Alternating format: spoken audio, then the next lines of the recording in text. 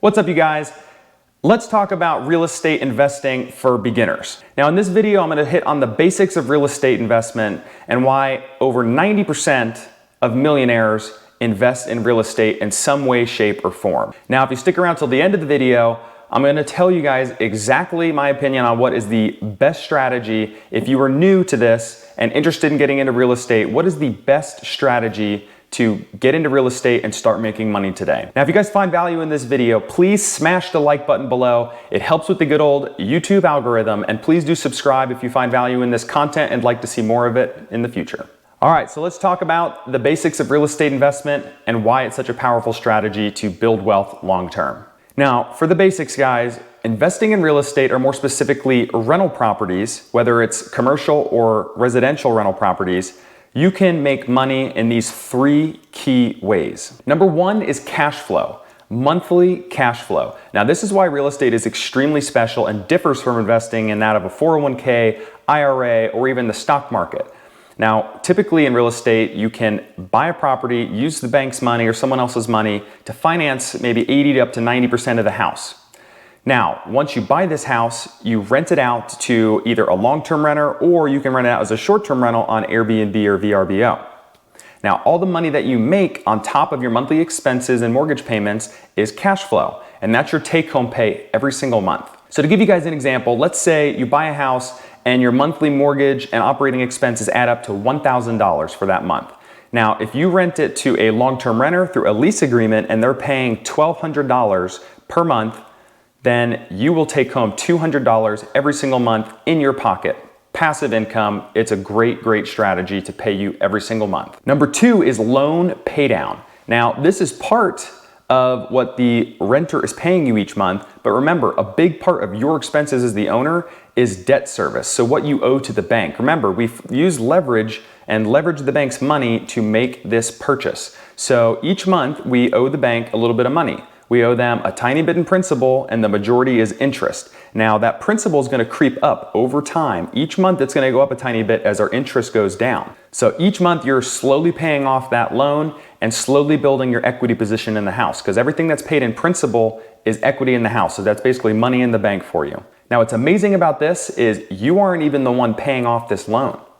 No, your renters are paying off the loan for you. So they are basically purchasing the bulk of the house for you each month in the form of rent. This is why real estate is extremely powerful. Monthly cash flow, yes, is extremely important and can help you guys reach financial freedom fairly quickly. But what's more important is building up our net worth and building up our wealth long term. And now what's cool about rental properties is other people are paying off these houses and they are helping make you rich. Now, benefit number three and how you can make money in real estate, and this is more of a longer term thing, is appreciation. And I personally look at appreciation more as icing on the cake, but generally appreciation, it keeps up, if not outpaces inflation.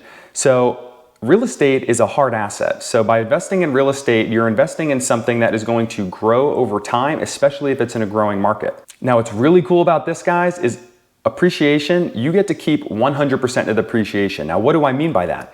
If you buy a $100,000 house and you put down 10%, so $10,000 out of pocket to buy that house and leverage the other $90,000 from the bank, and that house appreciates 5%, that would be 5% of $100,000. The house would now be worth $105,000 at the end of year one. Guess what? You get to keep 100% of that appreciation, even though you only own 10% of the house at that point in time. Now, that is extremely powerful, and that's how people build significant wealth long term and slowly build up their net worth over time.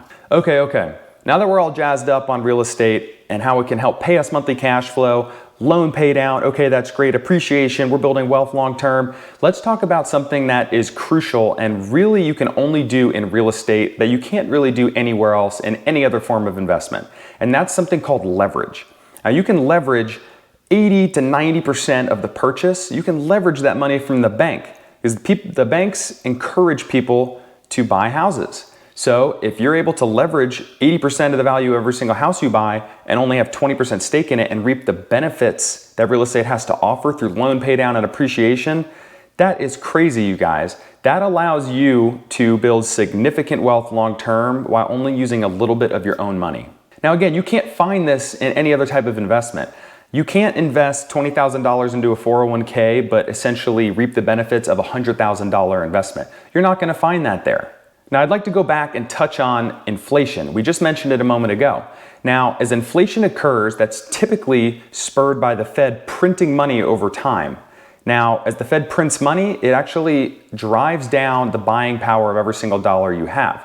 So that's why over the course of many decades, you see the price of groceries, the price of real estate, and other things, and other commodities especially, go up over time. So this is why it's important to own real assets such as real estate, such as gold, and things like that.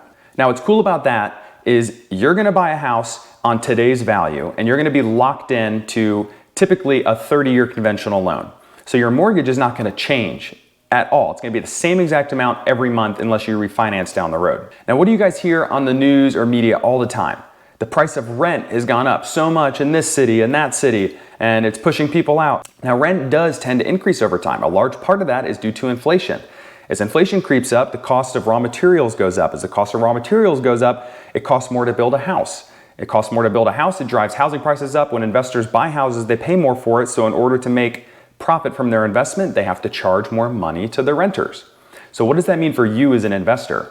As you accumulate rental properties over time, the rent is actually going to go up typically year over year. You're going to increase that rent as you swap tenants maybe on 12-month lease terms, and each year you're gonna actually make more in rent.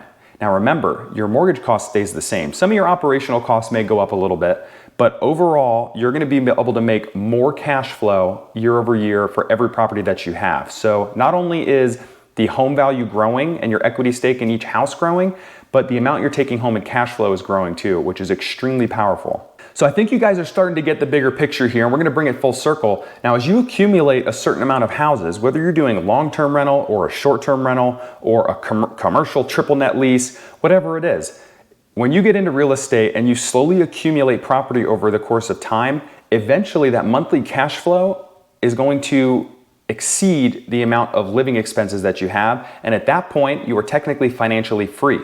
Now, what would financial freedom mean to you guys? Ultimately, financial freedom is yes about money, having enough residual income to pay for your monthly living expenses, but more importantly, it's about freedom of time. So if you no longer had the dependence on your 9-to-5 job for the paycheck every month, would you continue to work it? And if you love that job, wouldn't it be nice to go to work every day without the stress of earning a paycheck to pay for everything in your life? It would be great if you could go either have that job or seek a new passion or travel the world or just spend time with your family, start your own business, whatever it may be. I really do believe that anybody can achieve financial freedom, and I do believe that the fastest path to achieving financial freedom is through real estate. Now, for those of you guys who stuck around and watched this video up to this point, I did promise I'd tell you what I believe is the best way to get involved in real estate with very, very little money.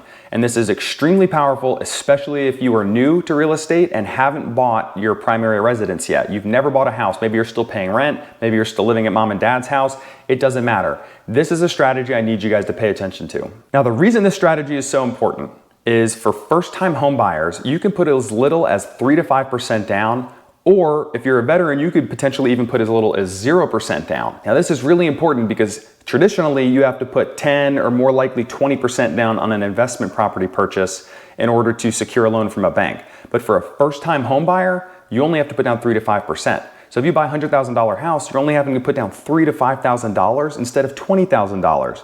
Now, why is this important and what strategy am I getting at? If you buy a duplex that's split, you live in one half and you can rent out the other half, or you can buy a single family house that has 3 to 4 bedrooms and you could rent out each of those rooms individually on a lease agreement to tenants. Or you can rent out each of those rooms on Airbnb. People are traveling all the time. Right now it's a little slow due to coronavirus, but once travel kind of comes back, especially for business, people are looking for places to stay and they're getting away from the crowded hotels. Now, by having people pay you monthly rent in your own primary residence each month, you can virtually offset 100% of your mortgage costs or what you were paying before in rent. You can offset this. Now, this is typically people's largest monthly expense, which is rent or mortgage cost. So if you have people paying off the mortgage for you, remember, you're getting the benefits of this, even if you're not cash flowing in your first investment.